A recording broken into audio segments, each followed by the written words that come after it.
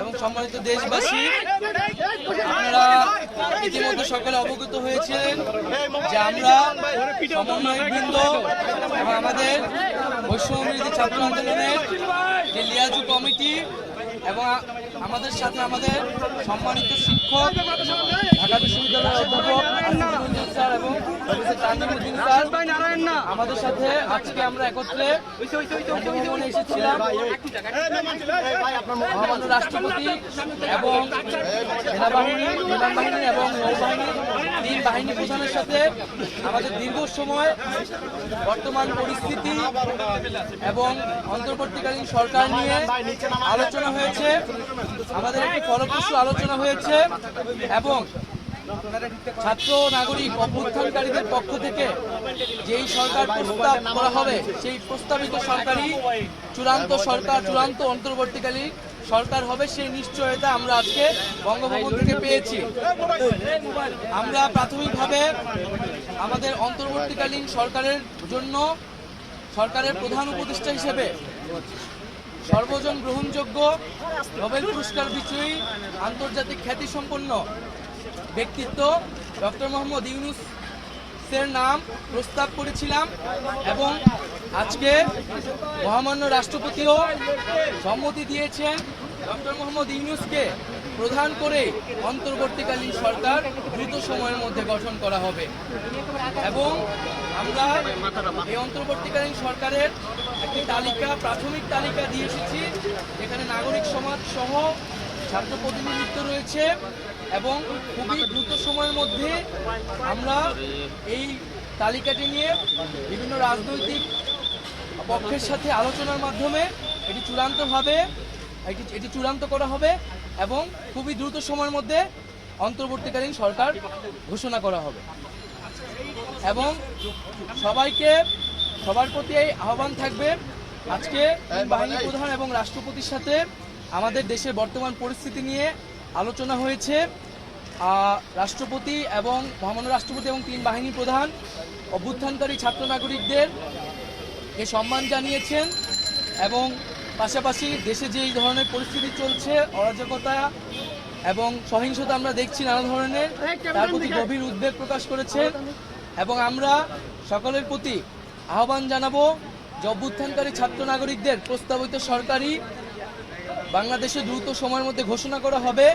জনগণ যাতে সেই আস্থাটি রাখে এবং আমাদেরকে অবশ্যই সরকারি স্থাপনা, রাষ্ট্রীয় সম্পদ এবং আমাদের যে সংখ্যালঘু সম্প্রদায় রয়েছে তাদেরকে রক্ষা করতে হবে এবং পুলিশ বাহিনীকে, আইন শৃঙ্খলা বাহিনীকে পুনর্গঠনের মাধ্যমে দ্রুতই জনগণের মধ্যে শান্তি শৃঙ্খলা ফিরিয়ে আনার জন্য নিয়োগ করা হবে এবং ছাত্র নাগরিকরা যে আজকেও ঢাকা শহরে ট্রাফিকের দায়িত্ব নিয়েছেন,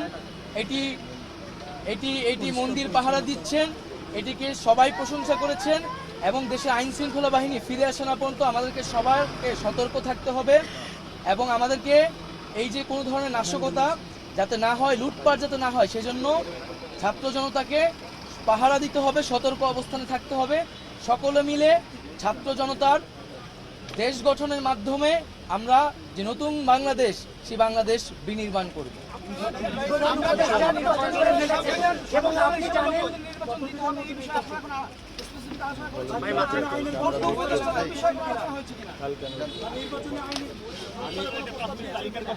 আমি এটা একটু বলে দিই, হ্যাঁ, তোমার অনুমতি নেই বলছি। আমাদের এই তালিকা যেহেতু চূড়ান্ত হয় না, এটা এখন প্রকাশ করা হবে না। আর অন্যান্য বিষয়ে আলোচনা চলছে,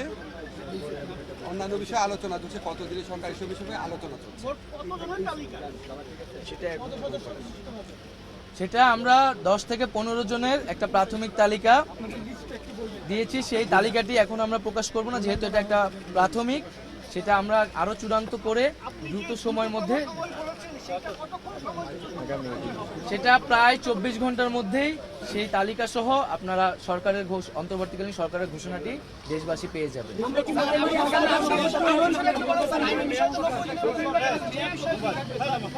আমি একটা জিনিস বলি, আমরা একটা এক্সট্রাঅর্ডিনারি সিচুয়েশনে এই সরকার গঠন করতে যাচ্ছি।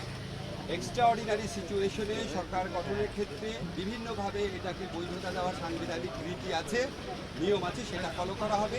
সরকারের মেয়াদ এখনই ঠিক করা হয়নি, এটা আমাদের আমরা ছাত্র জনতা, আমাদের যারা সমন্বয়করা, ওনাদের প্রস্তাব ক্রমে ডক্টর মোহাম্মদ ইউনূসকে তত্ত্বাবধায়ক সরকার প্রধান হিসাবে আমাদের রাষ্ট্রপতিও সম্মতি জানিয়েছেন।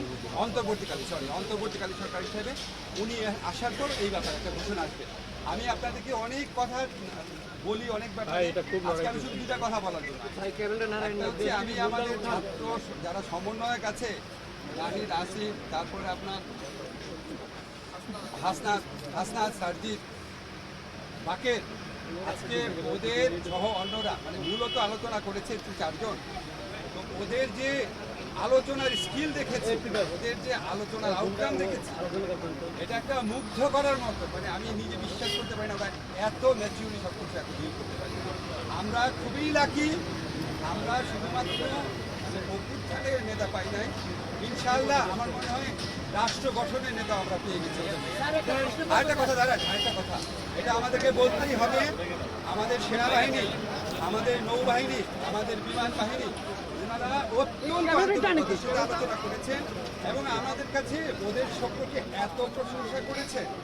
এবং ওনারা এই যে ছাত্ররা যে বিভিন্ন জায়গাতে ট্রাফিকের দায়িত্ব পালন করছে, মন্দির পাহারা দিচ্ছে, এটা ওনারা অনেক প্রশংসা করেছেন। এবং ওনারা আমাদের এই সমন্বয়কদের দেখে এখনকার তরুণদের প্রতি ওনাদের প্রত্যাশা, শ্রদ্ধাবোধ আমার মনে হচ্ছে অনেক বেড়ে গেছে।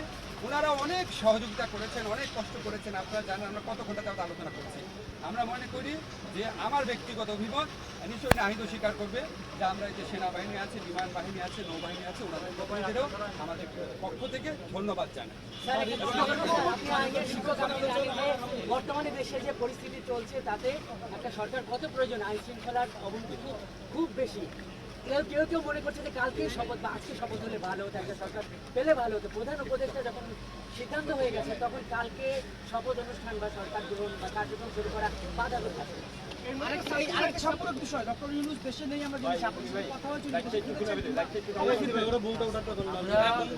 ওনার একটি মাইনর অপারেশন আজকে হয়েছে।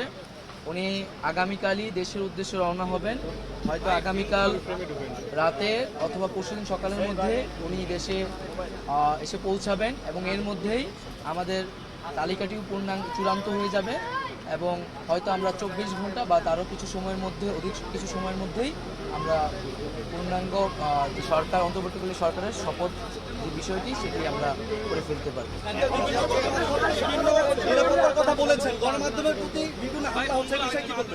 আমরা সকলকে শান্তিপূর্ণ পরিবেশ বজায় রাখার জন্য ভূমিকা রাখতে আহ্বান জানাচ্ছি।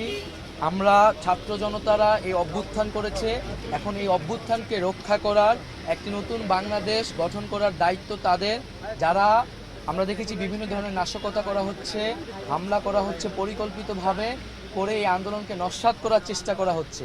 আমরা সকল প্রতি আহ্বান থাকবে এই ধরনের লুটপাট হামলাকে রুখে দিবেন এবং যারা সংবাদকর্মী আছেন তাদের প্রতি সর্বোচ্চ সহযোগিতা করবেন এবং আপনারা থানাগুলোকেও প্রয়োজনে পাহারা দিবেন। আমরা বলেছি বারবার, যারা এই ফ্যাসিস্ট রেজিমের সাথে গণহত্যায় জড়িত ছিল, দুর্নীতিতে জড়িত ছিল, তাদেরকে আইনি প্রক্রিয়ায় বিচারের আওতায় আনা হবে। কেউ আপনারা আইন তুলে নেবেন না। আমরা প্রতিহিংসা, রক্তপাত চাই না। আমরা একটি শান্তিপূর্ণ বাংলাদেশ চাই। আর আমরা একটি কথা বলে শেষ করছি যে আমাদের আজকে আমরা 15 জনের একটি সদস্য এসেছিলাম, আমাদের প্রতিনিধি দল এসেছিলাম। আমাদের সমন্বয়কদের পক্ষ থেকে 11 জন এসেছিলেন। আর আমাদের লিয়াজু কমিটির পক্ষ থেকে মাহফুজ আলম এবং নাসির আবদুল্লাহ এসেছিলেন এবং আমাদের শিক্ষকদের পক্ষ থেকে অধ্যাপক আসিফ নজরুল স্যার এবং অধ্যাপক তানজিম উদ্দিন স্যার আমাদের সাথে আজকের আলোচনা ছিলেন। আমরা 3 বাহিনী প্রধান এবং মহামান্য রাষ্ট্রপতির সাথে আমাদের লিয়াজু কমিটির 2 সদস্য এবং আমাদের সমন্বয়কদের পক্ষ থেকে 2 জন আলোচনা করেছি।